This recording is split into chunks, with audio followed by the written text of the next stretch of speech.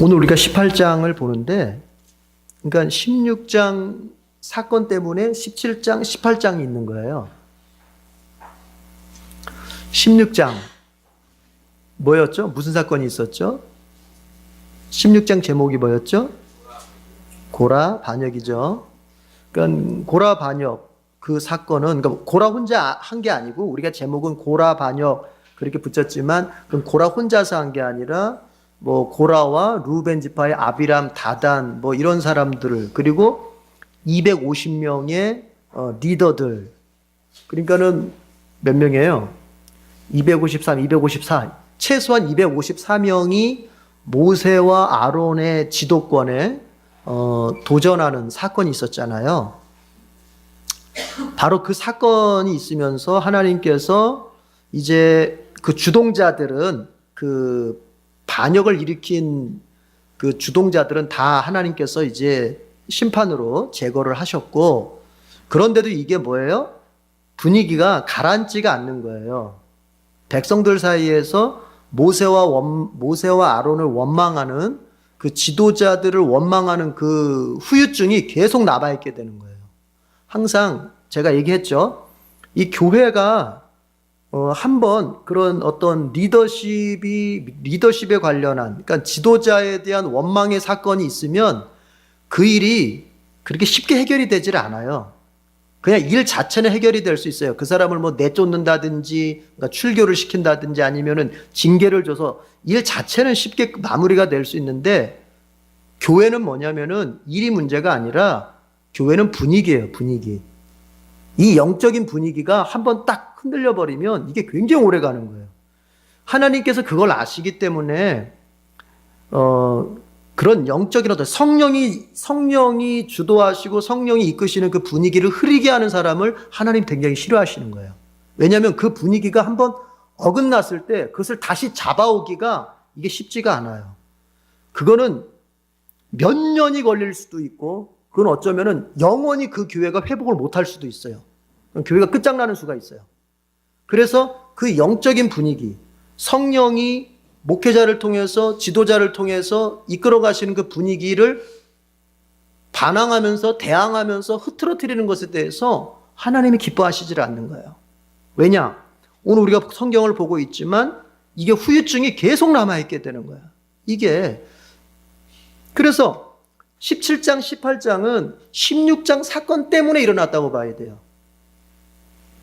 17장, 18장은 하나님이 왜 말씀하신다고요? 16장 사건에 대해서 빨리 하나님이 그 분위기를 바꾸시려고 하는 거예요, 이거를. 자, 17장에서 어떤 일이 있었냐면요. 하나님께서 이제 분명하게 이제 하나님이, 그럼 너희들이 자꾸 그 아론이 대제사장직을 수행하는 것에 대해서 왜 아론만 대제사장직을 수행해야 되느냐? 우리도 다 하나님하고 이렇게 직접 통하는 사람들인데 왜 아론만 제사장 역할을 해야 되느냐? 우리도 할 수 있다 하면서 일어난 사건이잖아요, 이게. 그러니까 이게 뭐예요? 야, 목사 너하고 나하고 뭐 같잖아. 다 예수 믿는 사람인데 너나 나나 똑같이 주님 앞에서 구원받은 사람이고 믿음으로 사는 사람인데 뭐 너하고 나하고 다를 바가 뭐, 이 소리하고 똑같은 거예요. 그게 바른가요? 바르지 않은 거예요, 그거는. 그래서 하나님께서 왜 바르지 않냐면, 그것은 질적으로는 똑같아요. 다 구원받은 하나님의 자녀이기 때문에 질적으로는 똑같아요. 근데 지금 여기서는 뭘 논하는 거예요? 질서상, 기능적으로는 다른 거란 말이에요. 기능적으로. 예, 달라요. 여러분, 가족을 생각해 보세요. 아버지나 어머니나 자식이나, 여러분, 질적으로는 어때요? 인격적인 면에서는 어때요? 다 동등한 거잖아요. 그러나, 그럼 자식이, 아니, 아버지나 나나 같은 사람인데 말이야. 뭐 아버지 하루 세끼 먹을 때 나도 하루 세끼 먹어요. 똑같은 사람 아니에요. 그러면서 근데 아버지 왜 아버지 마음대로 해요? 이러면 여러분, 그 집안이 어떻게 돼요? 그게 옳은 거예요? 그 집안이 어떻게 돼요? 그 집안을 가리켜서 우리가 붙이는 이름이 있죠. 무슨 집안? 콩 뭐뭐뭐 집안 이렇게 얘기하잖아요. 홍이 아니고 콩 뭐뭐뭐 집안. 그렇게 얘기하잖아요. 그렇게.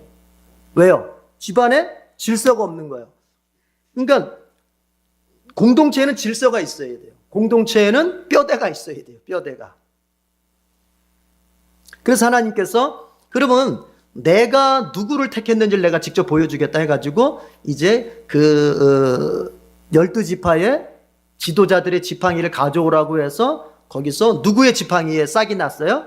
아론의 지팡이에만 싹이 나게 함으로써, 열매를 맺게 함으로써 내가 택한 사람은, 제사장으로 택한 사람은 아론의 가문이다 라고 하는 걸 주님이 딱 이제 보여주신 거. 이로써 뭐다? 입 다물라는 거죠.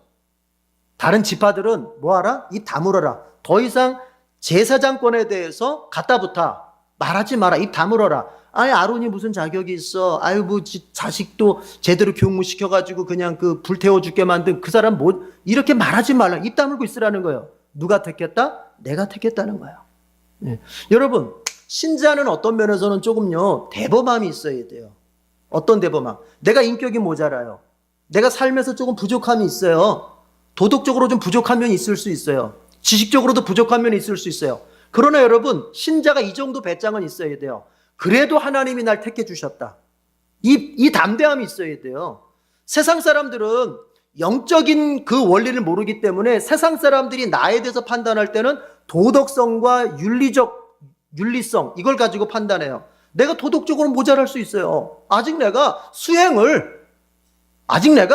인격 수행을 덜 해서 내가 부족할 수 있어요. 그럴 때 여러분, 세상은 뭐로 나를 이제 공격을 하냐면, 네가 믿는 자라고 하면서 그렇게 너 도덕적으로 그럴 수 있어? 이렇게 말할 수 있단 말이에요. 교회 다니는 사람들 안에서도 그러죠. 교회 다니는 사람들 안에서도 어때? 같은 교회 다니면서도 아유, 집사, 그게 말이 집사야, 그게 기도만 맨날 많이 하면 뭐야? 사는 꼬락서니가 그렇게 말하는 거 아니에요. 아니, 사는 꼬락서니는요 아직 수행이 덜 돼가지고 부족할 수 있는 거예요. 그러나 중요한 건 뭐예요? 하나님이 그 사람을 자녀로 삼았고 하나님이 그에게 하나님의 생명을 주었다는 거예요. 영적인 생명을 주었다는 겁니다. 믿으십니까? 그래서 영적인 것은 제껴놓고, 하나님의 은혜에 관련한 건 제껴놓고, 하나님이 은혜로 그 사람을 선택했고, 하나님께서 그리스도의 십자가의 보혈로 그 사람 죄를 다 씻어서 그 사람을 의롭게 만들어서 자기 자녀 삼은 이 은혜의 관점에서 그 사람을 보지 않고, 그쪽으로는 보지 않으면서 자꾸 도덕적이고 윤리적인 것만 가지고 들이대면 그거는 율법주의, 그걸 가리켜 율법주의라고 말하는 거예요. 그걸 가리켜서. 우리가 윤리적인 면도 도덕적인 면도 말할 수 있어야 돼요. 왜냐하면 구원이라고 하는 것은 성화의 측면이 있기 때문에 윤리성과 도덕성이 분명히 같이 가는 면이 있어요. 그러나 그것만 얘기하고 은혜적인 측면, 하나님이 그 사람을 그래도 택하셨고 하나님이 그래도 그 사람 자녀 삼으셨다고 하는 이 은혜적인 측면을 믿지도 않고 알지도 않고 믿지도 않고 그걸 외면한, 그건 우습게 보면서 도덕성만 얘기하면 그게 바로 율법주의예요. 그게. 아니, 아론이 허물이 많죠. 보자면은 여러분, 그 아론이 우리 출애굽기에서 봤지만은 여러분 어때요? 금송아지 사건도 있었잖아요. 그렇죠? 우상을 만들 때 막 그거 있었잖아요. 그 주동했잖아요. 부족함이 있죠. 여러분, 그렇다고 해서 그 사람을 대제사장직에서 끌어내리면 안 된다. 왜 그렇죠? 그 사람이 잘나서가 아니고요, 하나님이 그를 세웠기 때문에 그런 거예요. 이해가 되십니까? 예. 그럼 목회자가 부족하고 구역장이 부족해도요, 일단 순종하십시오. 아이, 무슨 저런 목사가 강단, 이렇게 하면 안 돼요. 하나님 그거 기뻐하지 않아요. 아니, 너나 똑바로 하면서 설교해, 이렇게 말하면 그 사람이 저주받는 거예요. 왜요? 여기는 그 사람의 자격으로 쓴 게 아니에요. 하나님이 세워서 쓴 거고, 여러분, 못난 목사가 설교할 때 자신이 더 괴로운 거예요. 자신이. 그렇게 살지 못하는 내 자신이 더 괴롭고, 그렇게 살지 못하면서 살라고 말하는 자기 자신은 더 괴로운 거예요. 그래서 여러분, 제일 속편한 게 뭐냐면은, 제일 속편한 게 그냥 설교 안 하는 게 사실은 속편한 거예요. 내 마음에 나는 그렇게 살지 못하면서 여러분 그렇게 사십시오라고 말할 때 이게 너무 힘들거든요. 그럼 뭐예요? 그래서 어떤 목사님들은 그런 분도 있다고 얘기를 들었어요. 나는 양심적이라 설교하지 않겠다고. 그건 양심적인 게 아니고, 하나님이 주신 사명을 외면한 거예요. 여러분, 때를 얻든지 못 얻든지 너는 말씀을 전파하라. 이게 나가서 전도할 때만 써먹는 말이 아니고, 여러분, 목회자가 때를 못 얻을 때도 있어요. 도저히 내가 이렇게 살아가지고 내 모습이 이런 모양인데 무슨 설교를 하나, 이럴 때가 있겠어요, 없겠어요? 있죠. 그렇더라도 뭐하라? 말씀을 전파하라는 거예요. 내가 너에게 준 사명이 그거기 때문에 너는 그 일을 하라는 거예요. 네가 괴로우면 너 괴로워하면서 그 일을 하라는 거예요. 그 일을 하라는 거예요. 그러니까 여러분들이 손가락질 하지 않아도 못난 목사는, 못난 구역장은 이미 스스로가 괴로워요. 그걸 알면서도 설교하고, 그걸 알면서도 구역장으로서 여러분한테 권면하는 거예요. 아시겠어요? 그래서 일단은 뭐하라? 순종하라. 그러면 여러분들이요, 자 보세요. 못난 지도자라도요, 그 사람한테 순종하잖아요. 그러면 하나님 그 순종한 사람에게 반드시 복을 주십니다. 못난 지도자라고 해서 그 사람, 그 지도자를 대항하고 지도자를 손가락질한 사람에게는 주님이 반드시 진노를 내리십니다. 왜 그럴까요? 주님은 이렇게 보시는 거예요.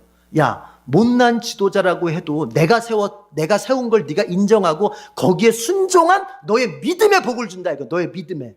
그 지도자가 뭐 제대로 가르쳐서 복을 주는 게 아니라 그냥 저 사람 저거 하나님이 세웠지.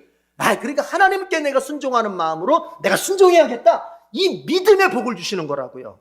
반대로 저주도 마찬가지, 진노도 마찬가지인 거예요. 그 못난 지도자한테 내가 그 대항했을 때 하나님 뭐냐면은 다른 게 아니에요. 어쩌면 논리적으로는 맞을 수 있어요. 대항한 사람이. 근거로 보자면은, 인간적인 근거로 보자면 대항한 사람의 말이 더 똑똑하게 옳을 수도 있어요.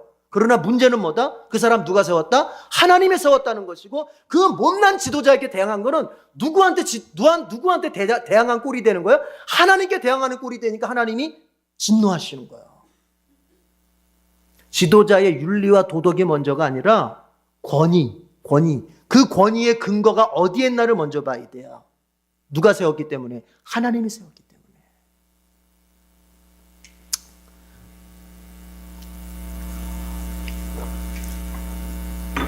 그렇게 해서 17장에서 하나님께서 쌍난 지팡이를 통해서 내가 선택했다, 내가 세웠다를 말씀하시고, 그 18장도 이제 마찬가지. 18장도 그런 다음에 이제 18장에 돌아와서 하나님께서는 무슨 얘기하냐면은 제사장과 레위 사람의 일이라고 하는 것이 무엇인지, 내가 선택한 제사장, 내가 세운 레위 지파가 무슨 일을 하는 사람들인지를 분명하게 하나님 여기서 앞에서 이미 했던 겁니다. 출애굽기에서도 했었고 레위기에서도 했었어요.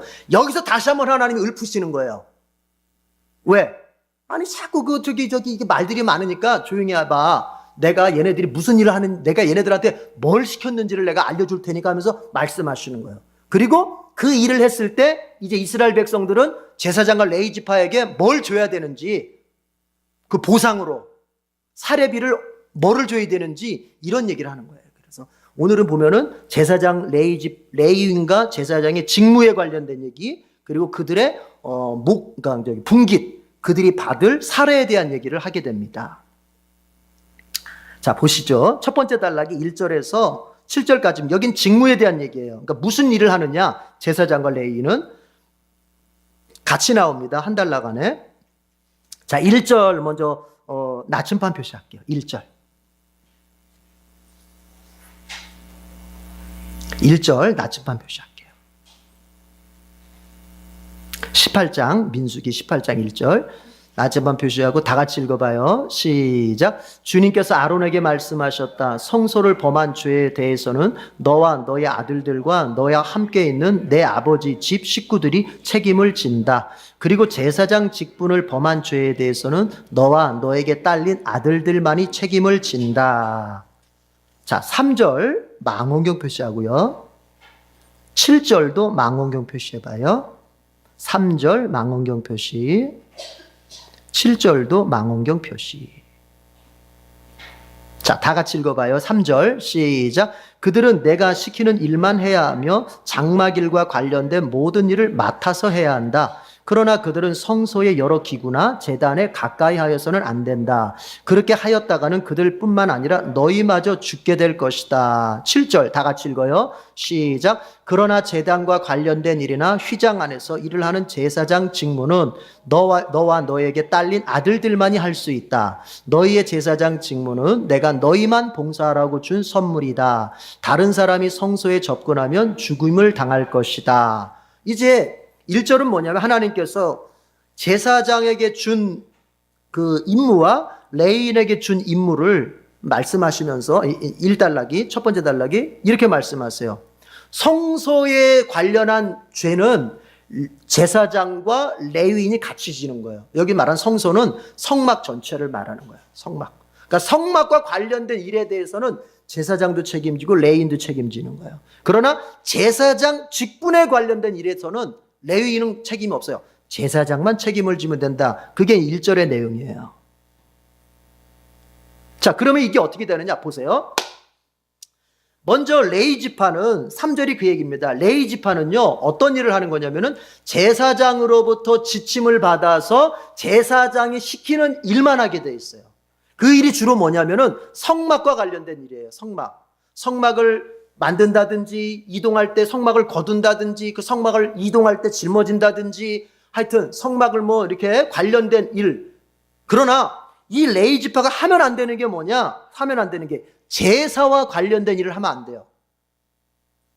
번제단에 가서 제사를 드린다든지 성소에 들어가서 성물을 함부로 만진다든지 이러면 안 돼. 그때는 어떻게 되냐면은 레위인, 아무리 레위인이라도 죽는다. 그건 누가만 할 수 있느냐? 성소 5절 보세요. 5절 다 같이 읽어봐요. 시작. 성소 안에서 하는 일, 제단에서 하는 일은 너희만이 할 수 있다. 너희 누구예요? 제사장. 성소 안에 들어가서 분향을 한다든지 거기는 성물들을 만진다든지 떡상에 떡을 간다든지 등잔대에다 불을 붙인다. 이런 건 누구만 할 수 있는 거예요? 제사장만 할 수 있는 거예요. 제사장만. 레위인은요 제사장이 시키는 일만 해야 돼요. 다른 일 하면 안 되는 거예요. 이 일이 엄격하게 이렇게 나누어져 있다. 여러분, 이게 일이라고 하는 게 그래요. 일은요 권한이 있으면 뭐가 있어요? 책임이 있는 거예요. 책임. 그렇죠? 권한이 있으면 의무가 있잖아요. 영광이 있으면 뭐가 있어요? 책임이 있는 거예요. 그게. 그래서 교회 안의 직분도 마찬가지예요. 여러분, 교회 안에 장로가 된다, 안수집사가 된다, 권사가 된다. 얼마나 영광스럽습니까? 그건 가문의 영광이죠. 하나님께서 그 가문에, 그 개인에게 물론이고 그 가문에게 영광을 주시는 거예요. 그런가 하면 여러분, 영광만 있습니까? 뭐가 있어요? 책임이 있는 거예요. 고난이 있는 거예요. 그 영광스러운 직분으로 인해서 고난을 짊어져야 돼요. 그래서 내가 직분을 받으려고 할 때는 그 고난도 내가 짊어지겠다는 마음이 있어야 되는 거예요. 그게 없으면 안 됩니다. 분명히 하나님께서 뭐라고 말씀하세요? 1절에 보니까 성소를 범한 죄에 대해서 누가 져야 되는지, 제사장에 관련된 일의 죄에 대해서는 누가 책임을 져야 되는지 하나님이 책임을 찾고 있다는 거예요. 여러분, 가문이 제사장 가문이 됐다. 얼마나 영광스럽습니까? 그건 다시 없는 영광이에요. 영광스러운 것이기 때문에 누가 그걸 뺏으려고 했던 거예요? 고라가 뺏으려고 했던 거예요. 여러분, 그게 하찮은 거라면은, 그게 영광이 없는 거라면 왜 고라가 그걸 뺏으려고 반역을 일으켰겠어요? 그건 영광스럽기 때문에 그런 거예요. 누가 봐도. 그러나 하나님 뭐라고 말씀하세요? 그 일에 대해서 뭐를 져야 된다? 1절 끝에 보니까 책임을 져야 된다니까, 책임을. 우리 여기 계신 중직자분들, 안수 입사님, 권사님들, 여러분 교회에 대해서 책임을 지는 마음이 여러분은 있어야 돼요. 여러분이 안수 집사로서 권사로서 우린 장로가 없잖아요. 중직자들이 교회에 대해서 책임을 지는 마음, 영적으로 책임지고 물질적으로 책임지고 여러분들이 이 교회에 대해서 책임을 지는 마음을 가져야 돼요. 그러면서 내가 권한을 행사하고 영광을 누려야 돼요. 주님이 지금 그거를 말씀하시는 겁니다.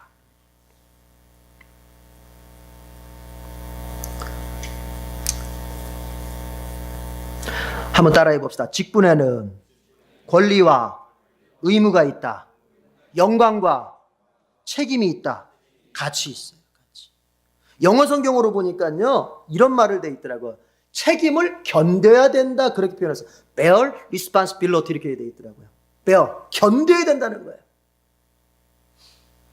이런 목사가 되면은 목사로서 견뎌야 될 부분들이 있는 거고, 안수집사가 되면 안수집사로서, 권사가 됐으면 권사로서 견뎌야 될 책임이 있는 거예요. 견뎌야 돼. 서리 집사가 됐으면 서리 집사로서 견뎌야 될 책임이 있는 거예요.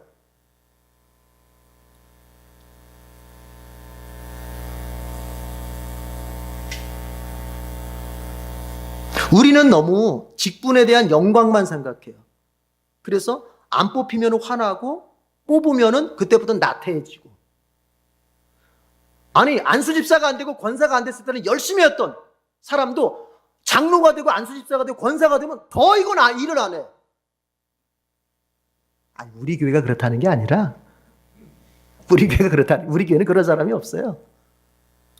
이게 목사님들이 하는 얘기예요. 제가 들어보면. 아니, 일 열심히 해가지고 장로로 해가지고 이제 뽑았어요. 그래, 그때부터는 뒷짐지고 일을 안 해. 왜? 내가 어떻게 이런 일을 하냐고. 그럼 그런 일 하라고 뽑아준 건데. 그 무슨 일 하려고? 여러분, 직분이 더 높아졌습니까? 그럼 일을 더 많이 하십시오.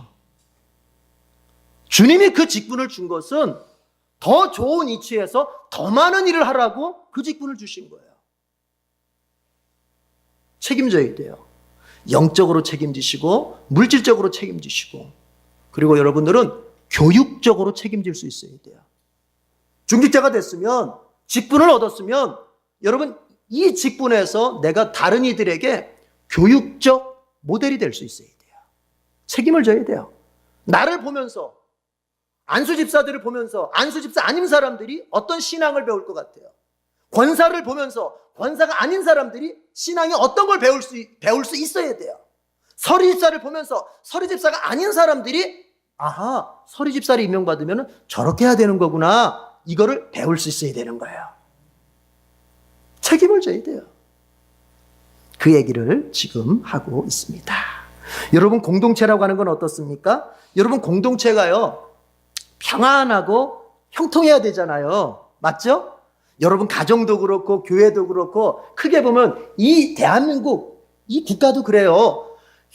평안하고 형통해야 돼요. 그런데 그 공동체가 평안하고 형통하려면 뭐가 있어야 되느냐?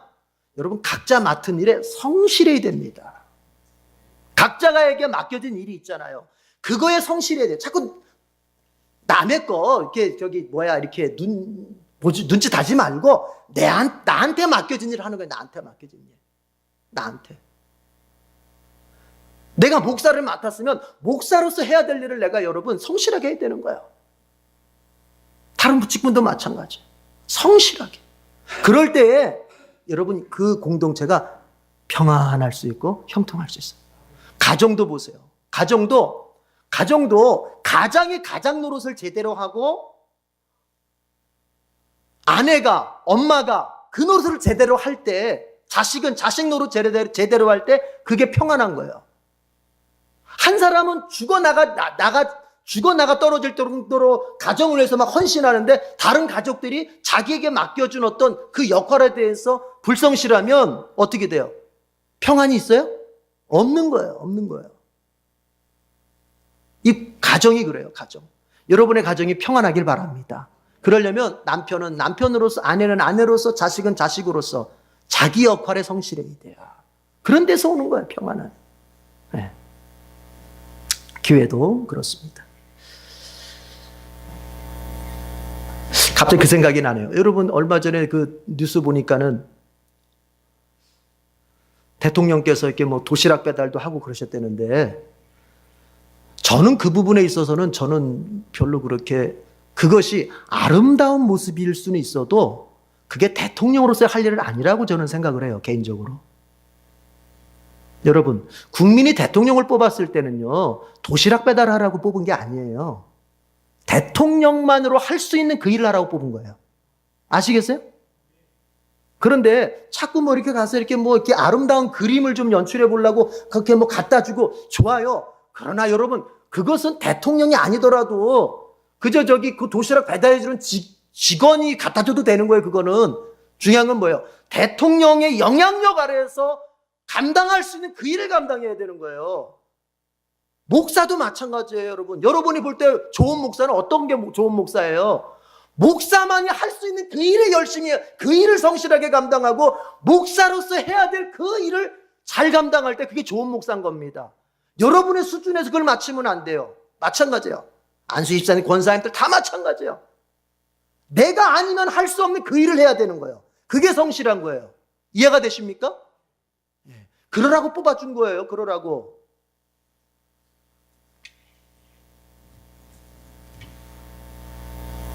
여러분의 가정과 교회와 나라가 모두 맡은 일에 성실함으로써 평안할 수 있기를 우리가 늘 기도해야 되겠어요. 두 번째 단락을 보면요. 8절에서 20절까지인데, 자, 표시합시다. 8절. 민수기 18장 8절. 나체판 표시하고요.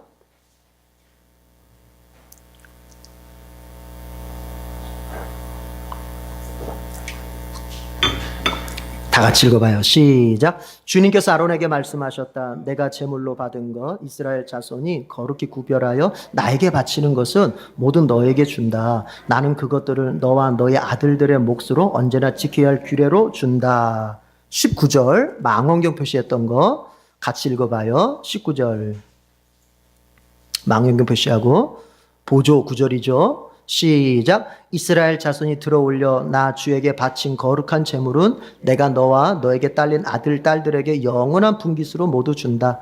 이것은 너와 너의 자손을 위하여 주 앞에서 대대로 지켜야 하는 소금 언약이다. 여긴 뭐냐면 제사장에게 하나님께서 이렇게 일을 맡기셨잖아요. 직무라고 하는 것은 할 일 아닙니까? 제사장으로서 할 일을 맡기셨는데 그 할 일을 열심히 했을 때 이제 하나님께서 제사장에게 월급을 주시겠다는 거. 월급을. 그 월급이 뭐냐 하는 얘기입니다. 그러니까 제사장들의 월급은 뭐냐? 이스라엘 백성들이 제물로 바치는 것, 그게 월급이에요. 물론 그 제물 전부를 다 받는 게 아니고 그 제물 중에서 하나님이 이렇게 지정하신 게 이건 제사장 거, 이건 제사장한테 줘라. 이것은 다 태워버려라. 이것은 다 태워서 제사 드릴 때 다 태우고 이것은 제사장에게 줘라. 이렇게 하시는 게 있어요. 그러니까 이렇게 생각하시면 돼요. 재물 가운데서 다 태우지 않은 재물은 제사장 몫이 되는 겁니다. 그거는 하나님께서 어떤 건 다 태워라 그러고 어떤 건 남겨라 그러거든요. 남긴 것은 누구의 몫이 된다? 그 제사를 집례한 제사장 몫이 되는 거예요. 그러니까 어쨌든 여러분 제사장도 그렇고 뭐 뒤에 나오는 레위인도 그렇고 자 하나님께서 그 먹여 살리시는 방법이 어떻게 먹여 살리시냐면은 이스라엘 백성들이 제물로 바친 걸 통해서 먹여 살리시게 되는 거예요. 그 얘기를 지금 하고 있습니다. 그러니까 이스라엘 백성들이 그들이 제물을 하나님 앞에 바치는 그것이 제사장들의 먹거리가 되고 생계의 수단이 되니까 이것은요 뭐와 연결이 되어 있겠어요? 백성들의 믿음과 연결이 되게 돼요. 나중에. 그러니까 백성들이 믿음이 좋아가지고 재물을 잘 바치면 그만큼 제사장도 레위인도 잘 먹고 잘 살 수 있는 거예요. 그러나 백성들이 믿음이 다 떨어져가지고 하나님 앞에 재물을 안 바치게 되면 제사를 안 드리게 되면 제사장이나 레위인은 먹을 게 없어지게 되는 거예요. 이게 이스라엘의 역사를 보면요 이게 쭉 갑니다. 같이 갑니다. 말라기까지 쭉 같이 가는 거예요. 말라기 그 구약 성경 끝날 때까지. 그래서 어떻게 이것이 이렇게 같이 가냐면 이스라엘 백성들의 신앙이 굉장히 좋을 때는요. 저 좋은 믿음의 왕을 만나가지고 히스기야 왕이라든지 이런 요시야 왕 이런 믿음의 좋은 왕들을 만나서 이스라엘 백성들이 믿음이 막 좋을 때는요. 제사장들도 부유하게 사는 거예요. 풍성하게 사는 거예요. 그러나 믿음이 아주 곤두박질을 치면 우상을 섬기고 여호와를 떠나고 이런 일이 벌어지면서는 공통적으로 나타나는 게 뭐냐? 동시에 나타나는 게 뭐냐? 제사장들이나 레위인들이 먹을 것이 없어서 투잡을 뛰기 위해서 어쩔 수 없이 레위인의 일을 버려버리게 됩니다. 아니 나도 자식을 먹여 살려야 되니까 어떻게 하겠어요? 레위인이지만 뭘 하게 돼요? 투잡을 뛰게 되는 거예요. 다른 일을 찾게 되는 거예요. 다른 일을. 그러면서 어떻게 되겠어요? 성전의 제사와 관련된 일들이 다 붕괴돼 버리는 거예요. 이게 이해가 되세요? 붕괴돼 버린 거. 그래서 선지자들이 예레미야나 뭐 나중에 말라기도 마찬가지 이 선지자들이 딱 이제 말씀을 전하면서 하는 말이 뭐냐면 제사장들, 레위인들 11조 챙겨라 이런 일이 하게 되는 거예요. 왜? 그게 제사장들이나 레위인들한테 돈을 갖다 바치라는 말이 아니라 그들이 생계가 유지가 돼야 그들이 이 성전의 일, 제사의 일에 집중하면서 이스라엘의 신앙을 끌어올릴 수가 있기 때문에 그런 거예요. 그러니까 영적인 그 일과 물질적인 그 일이 어떻게 가요? 같이 가는 거야, 같이.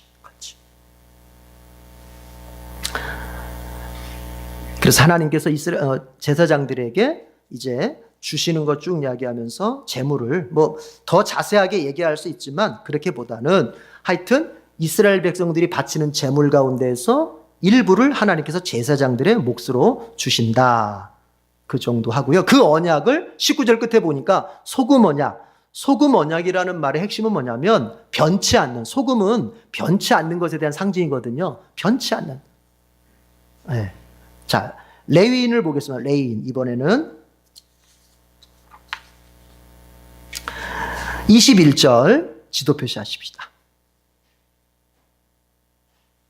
21절 지도 표시.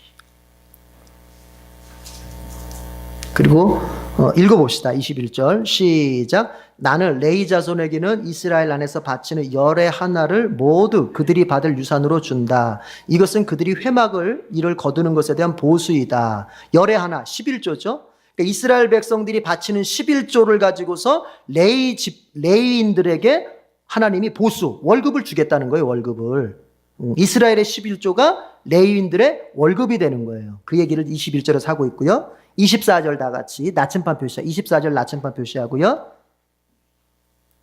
시작. 그 대신에 나는 그들에게 이스라엘 자손이 나에게 들어올려 바치는 제물 곧 열의 하나를 그들의 유산으로 준다. 그러므로 나는 그들은 이스라엘 자손 사이에서 아무런 유산도 없다고 그들에게 말하였다. 무슨 얘기냐면 하나님께서 제사장이나 그 레위인들에게는 이스라엘 백성들이 바치는 제물을 통해서 그리고 11조를 통해서 하나님이 그 성막에서 일하는 것에 대한 보수를 주시는데 이유가 있어요. 이유가. 왜냐하면 제사장들이나 레위인들은 성막의 일을 전담하다 보니까 종교의 일을 전담하다 보니까 이스라엘 신앙에 관련된 일을 전담하다 보니까 뭐가 없어요?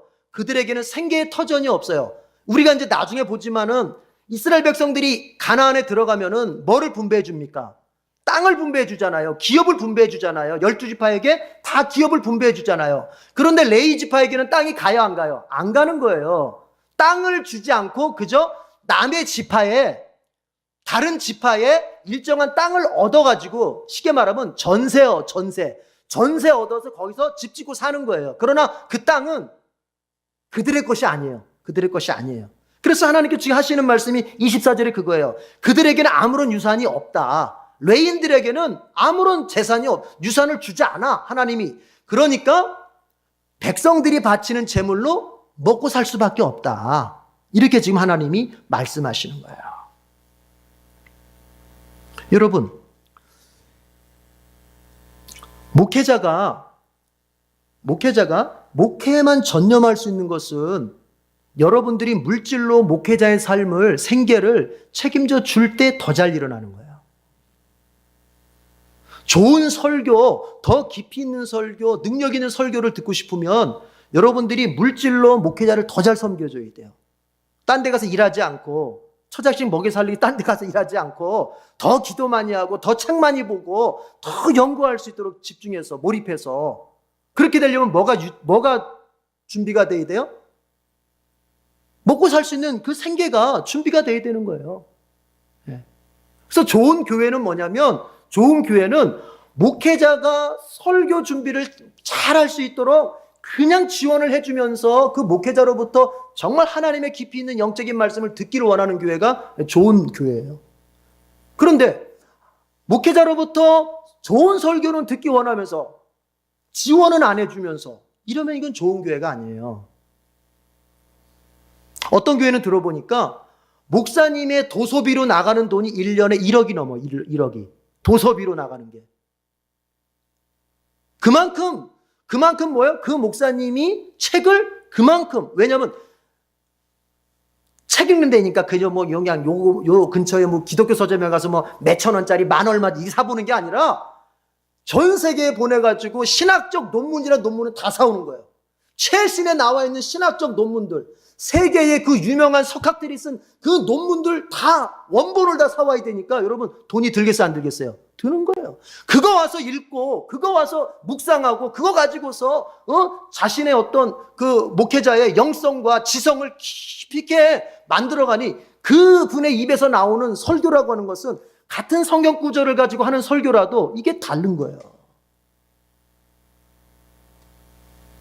걱정하지 마세요. 여러분. 걱정하지 마세요. 우리 목사님 아주 작정하셨나 보다. 오늘 도섭이 그 정도 달라고 하려고.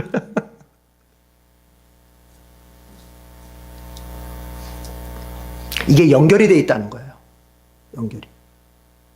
바울이 그랬죠. 여러분, 예루살렘 교회가 이방 교회에다가 영적인 걸 줬잖아요. 바로 뭐예요? 예루살렘 교회는 모든 세계 교회의 모교회, 어머니 교회잖아요. 바로 그 예루살렘 교회에서 사도들이, 전도자들이 가서 이방 교회를 세웠잖아요. 바울부터 가가지고 교회를 세워서 예수 생명을 줬잖아요. 영적인 걸 줬잖아요. 그랬을 때, 이제 그랬는데 그 예루살렘 교회가 이제 기근이 들어가지고 먹을 것이 없어서 예루살렘 교회가 너무 굶어가고 있을 때 이방 교회가 어떻게 합니까? 이방 교회가 그 구제헌금을 해가지고 그 구제헌금을 다 모아가지고 이제 바울을 시켜서 예루살렘 교회에다가 구제하라고 갖다 주게 되잖아요. 그럴 때 바울이 뭐라고 말합니까? 자, 너희는 잘한 것이다. 너희는 참 잘한. 왜냐? 예루살렘 교회가 너희들에게 영적인 것을 주었니? 너희들에게 영적인 것을 주었을 때 너희가 그들에게 육적인 것을 나눠주는 것은 마땅한 것이다. 목회자가 여러분에게 영적인 것을 줬을 때 여러분들이 육적인 것을 가지고 목회자를 섬기는 것은 지당한 것이다. 그러면 물어볼게요. 여러분, 영적인 것이 더 소중한 거예요? 육적인 것이 더 소중한 거예요? 하나님의 말씀이 더 본질이에요? 돈이 더 본질이에요? 제가 여러분에게 주는 게 더 본질이에요? 여러분이 저한테 주는 게 더 본질이에요? 대답 안 하셔도 괜찮아요. 무슨 얘기인지 아시겠어요? 야, 내가 저 목사한테 월급 주고 있다. 이런 생각은 싹 버려야 되는 거예요. 그런 생각은. 하나님이 목회자를 통해서 여러분에게 주시는 그 신령한 것이 얼마나 값지고 그것이 얼마나 소중한 것인지에 대한 이 믿음이 딱 선 사람은 내가 물질로 목사를 내가 지금 먹여 살리고 있다. 이런 생각은 아예 가질 수가 없는 거예요. 오히려 어때요? 더 섬기고 싶고 더 섬기고 싶은 거죠. 신령한 거에, 제 말은 이거예요. 신령한 거의 가치를 아는 사람이 하나님께 진정한 물질적 헌신을 할 수 있는 거예요. 신령한 거의 가치를 모르는 사람은 하나님 앞에 물질적 헌신을 할 수도 없고, 만약에 물질적 헌신을 하더라도 그 사람은 계속 자기가 지금 하나님 앞에 뭔가를 더 크게 하고 있다고 생각을 하게 되는 거예요. 이해가 되십니까?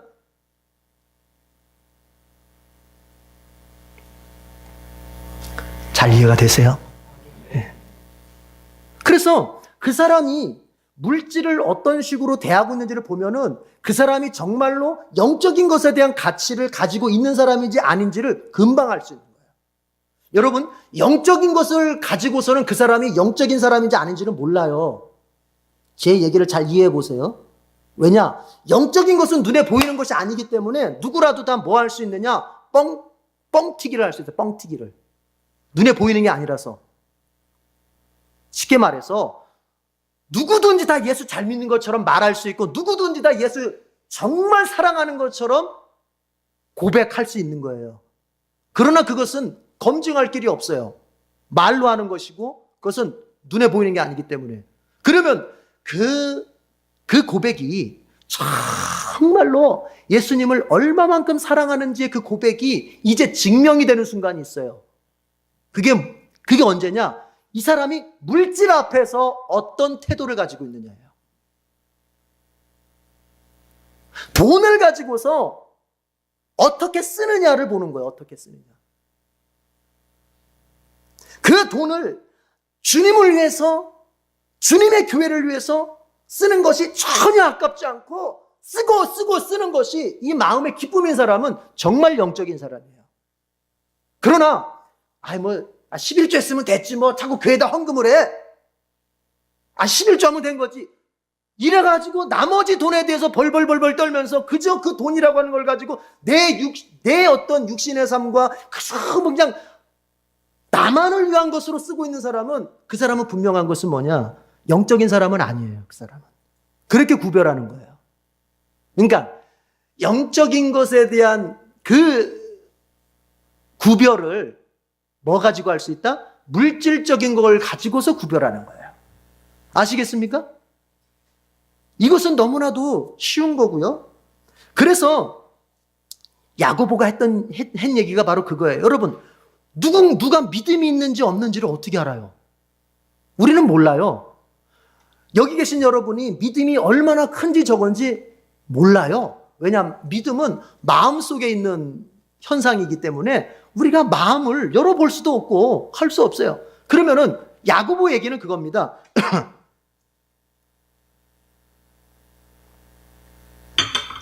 그의 믿음의 진정성과 그의 믿음의 크기를 우리는 뭐를 통해서 알아볼 수 있다? 행함이라고 하는 걸 통해서 알아볼 수 있다는 거예요. 그 행함이라고 하는 게 뭐예요? 눈에 보이는 거예요. 그 행함이라는 게 뭐예요? 오늘 본문으로 보자면은 물질적인 거예요. 그가 물질을 가지고 어떠한 선택들을 하면서 사느냐를 딱 보면은 그가 자신의 신앙 고백에 충실한 사람인지 아니면 자신의 신앙 고백은 그냥 말로 때우고 정작 정말 자기의 신앙은 다르게 살아가는 사람인지 알 수 있다는 얘기예요. 여러분, 이제 내 물질의 삶을 돌이켜 잘 생각해 봐요. 내 물질의 주인이 하나님이심을 정말 고백하십니까?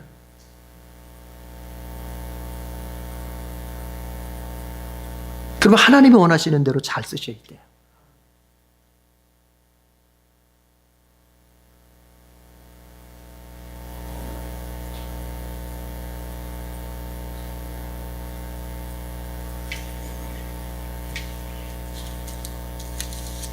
다 표시가 됐나요? 지금 몇 절까지 표시가 됐죠? 24절이요. 자, 그럼 26절, 마지막 26절 망원경 표시하고요.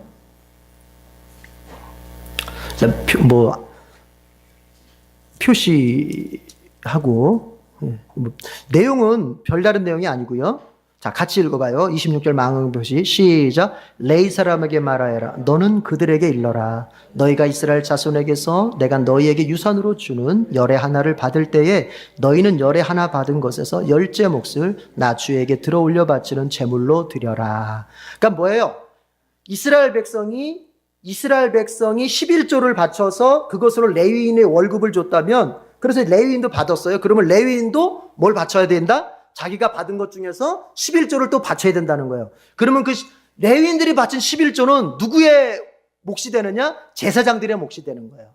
그러니까 어쨌든 다 그렇게 11조를 하게 된다. 여러분, 예수님은요 이렇게 말씀하셨잖아요. 사람이 하나님과 재물을 겸해서 섬기지 못한다 그랬어요. 그러면 예수님이 왜 그렇게 말씀하셨을까? 예수님의 그 얘기는 뭐냐면은 재물이라고 하는 것을, 물질이라고 하는 것을 하나님 레벨까지 끌어올려서 하신 얘기예요. 하나님 레벨까지. 그러니까 뭔 얘기냐? 인간에게서 돈이라고 하는 것은요, 어느 정도까지 맘먹을 수가 있냐면은 하나님 정도까지 맘먹을 수 있는 게 인간이란 말이에요. 그래서 우리가 신앙생활 하면서 이런 선택의 순간에 자주 놓이게 되는 거예요. 돈이냐, 하나님이냐. 자주 놓이게 되는 거예요. 자주. 돈이냐, 하나님이냐.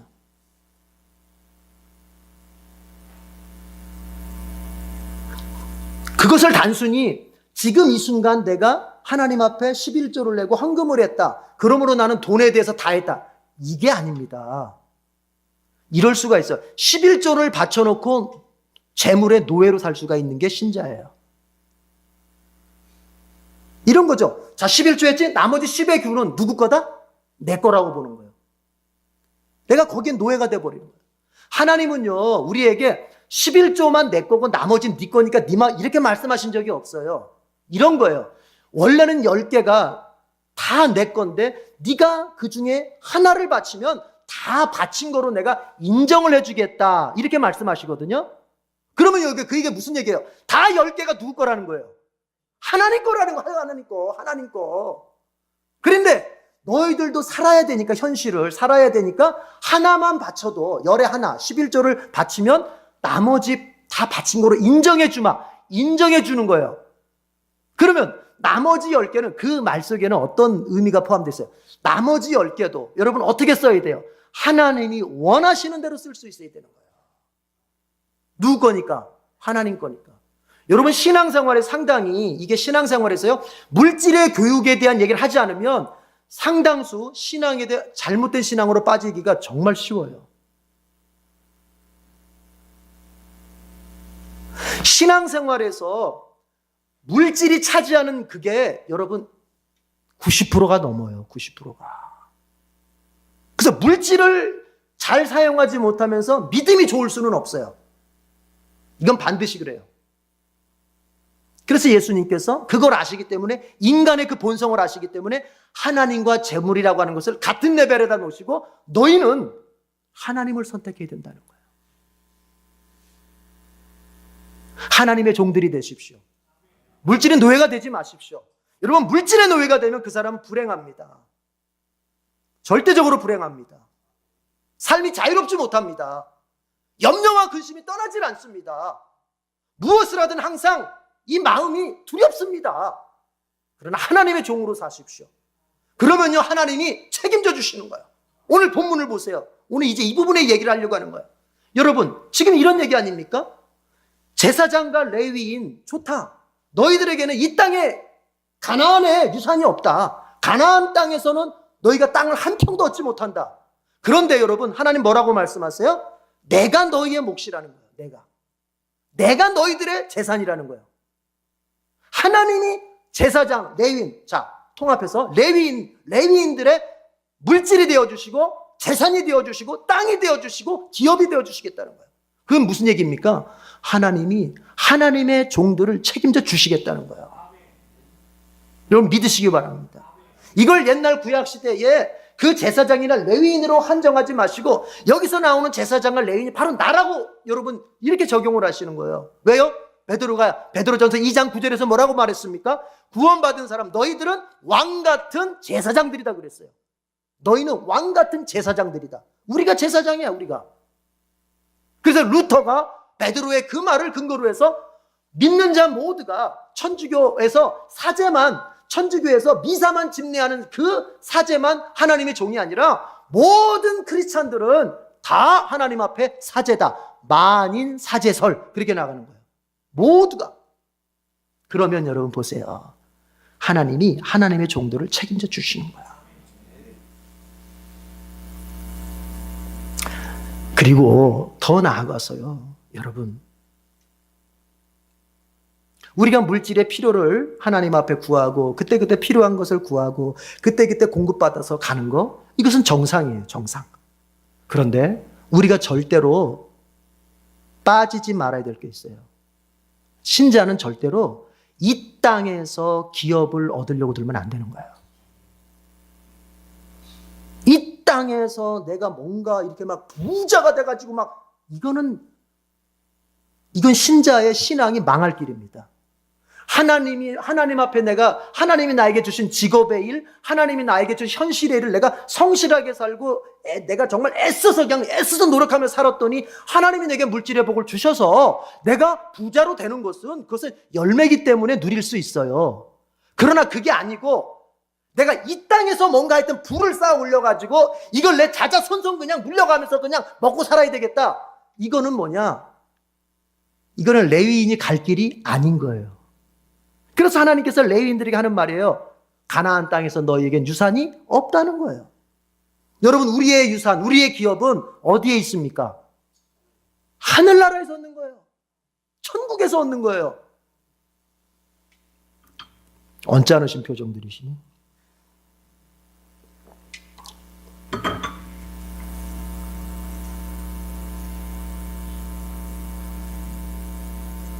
여러분,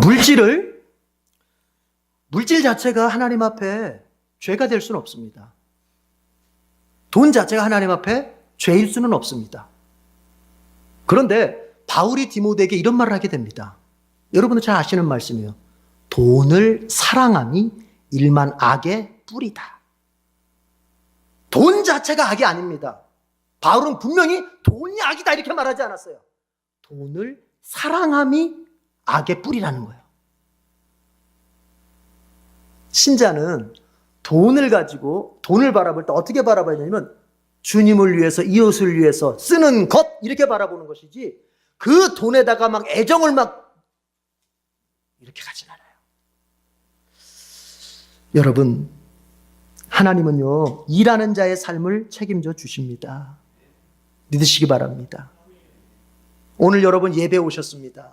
이 예배도 일이거든요. 하나님이 예배드리고 기도하고 그리고 현실에 나가서 내 직업에 관련한 또 내 가정을 돌보는 이 일을 성실하게 감당하는 사람에게 하나님은 반드시 그 생계를 책임져 주십니다. 예. 이것은 하나님의 약속이에요, 약속. 예수님은 그랬어요. 자주 말씀하셨어요. 염려하지 말아라. 여러분, 염려가 왜 나쁜 겁니까? 염려는 죄입니다. 왜 죄가 됩니까? 하나님의 책임져 주심의 약속을 믿지 않는 불신앙이기 때문에 죄가 되는 거예요. 그래서 예수님은 염려하지 말아라. 여러분, 예수님께서 염려하지 말라고 말씀하시는 그 이유는 거기다가 그게 그 문자적으로 표현이 되어 있든 안 되어 있든 뭐가 있는 거냐? 따라합시다. 하나님께서 너희들을 책임져 주신다. 그리고 나서 마태복음 6장 33절에서 예수님께서 이렇게 말씀하시는 거예요. 너희는 그러니까 세상 것에 대해서 염려하지 말고 먼저 무엇을 구해라? 하나님의 나라와 하나님의 의를 구하라. 하나님의 일을 먼저 하라는 거예요. 하나님의 일을. 하나님 것을 먼저 구하십시오. 하나님 그분의 나라, 나에게 주시겠다고 하신 그분의 나라를 먼저 구하고 하나님의 나라를 먼저 구하십시오. 나가서 전도하십시오. 이 땅에 하나님의 나라가 임하도록 전도하십시오. 그러면 하나님께서 이 현실의 삶에 대해서 책임져 주신다는 거예요. 오늘 18장 내가 여러 가지 얘기를 했습니다만 다 여러분들이 기억하실 수는 없을 거예요. 그럼 이것만 기억하십시오. 제사장, 레위인, 하나님께서 책임져 주시려고 하시는 이 모습을 기억하십시오. 그런 것처럼 하나님께서 여러분을 그렇게 책임져 주십니다. 기도하겠습니다.